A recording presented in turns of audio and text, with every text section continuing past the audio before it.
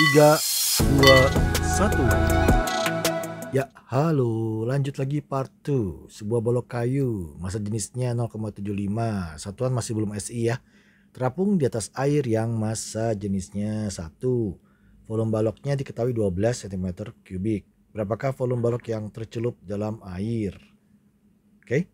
Ini adalah penerapan dari rumus apa? Sebenarnya kita informasikan dulu semua data ya, cara mengubah menjadi satuan SI. Perhatikan, tinggal dikali 1000 ya rho-nya.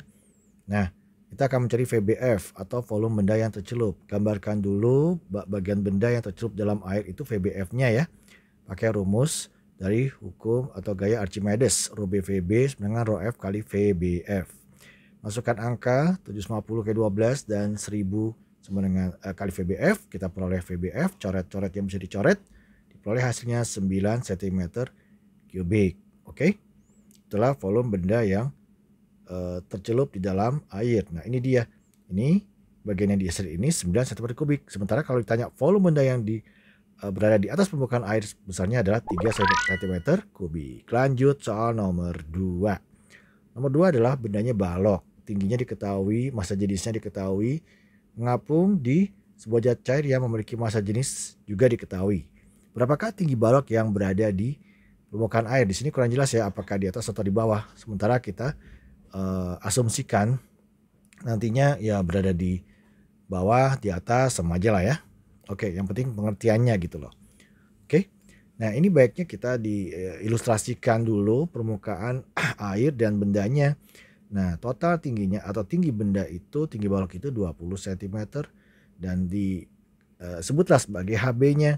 Sementara bagian benda yang berada di bawah permukaan air itu kita sebut aja HBF. Ingat, BF itu katakanlah singkatan dari bagian benda yang tercelup dalam fluida.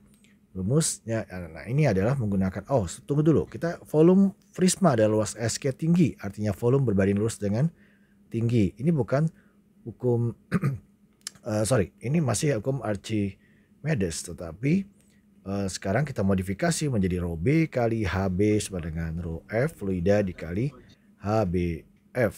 Oke? Begitu.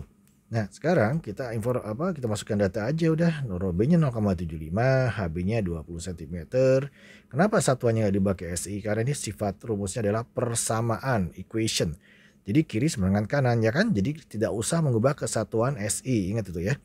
Kita mendapatkan HF sama dengan, kita tumpuk dulu 0,75 dengan 20-nya, kemudian dibagi 1,5-nya. Supaya memudahkan perhitungan, biasanya kan suka yang sebel ya, lihat angka K koma kayak gini ya. Geser-geser koma aja, atas bawah dikali 100, maka kan jadinya 75 tuh kayak 20. Dibagi berapa? Ya betul, dibagi 150, coret atas bawah lagi 1/2. Akhirnya diperoleh 20 bagi 2. Siapa itu? HBF. HBF sekali lagi adalah tinggi balok yang berada di dalam permukaan air kan berarti ya. Oke. Sebesar 10 cm. Sedangkan kalau ditanyakan tinggi balok di atas permukaan air, kita tinggal selisihkan aja. 20 cm tinggi total dikurang 10 sama dengan 10 cm. Paham ya? Diulang-ulang lagi aja nih ya. Oke, lanjut nomor 8. Nomor 8 tentang bejana. Nah, bejana ini bejana diisi oleh zat-zat cair. Kan di bawah ada raksa tuh, tetapi ada ketinggian yang digambar soal ini adalah nggak ada perubahannya, artinya itu menjadi acuan untuk ketinggian dari rak air yaitu HA dan si raksa yaitu sebutlah HR. Jadi mereka semua mengacu kepada permukaan raksa yang datar tersebut. Nah, informasi yang dikumpulkan di sini adalah rho minyak ada, rho raksa ada.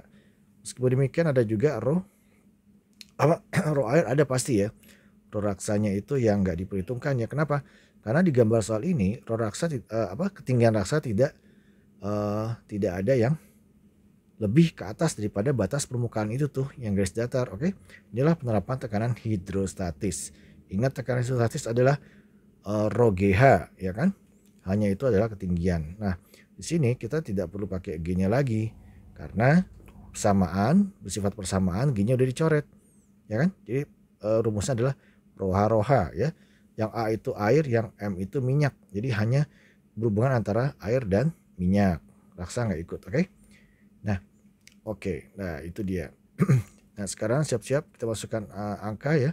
Rho airnya 1, H air ditanyakan, nanti ke selisih kan ya. Oke, 0,8 itu rho-nya minyak kali ketinggian minyak 15 cm.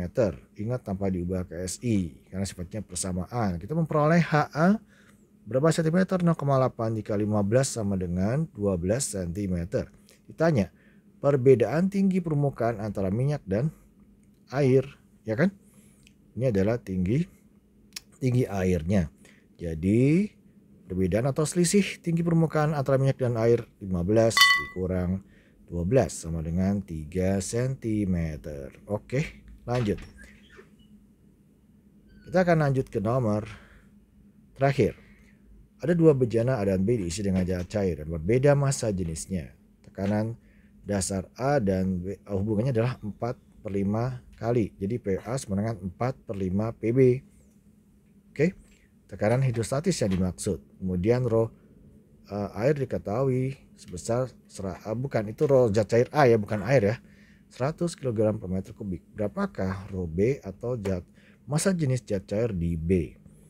Kita tulis dulu karena ini bersifat kesamaan, berarti rho GH yang A kiri sama 45 rho H yang B. Nah ini dianggap atau diasumsikan ketinggiannya sama kan.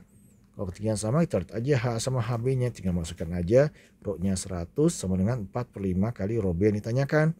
Berarti rho B sama dengan 5/4 dikali 100. Berapa jawabnya? Ya, inilah massa jenis zat cair B sebesar 125 kg per meter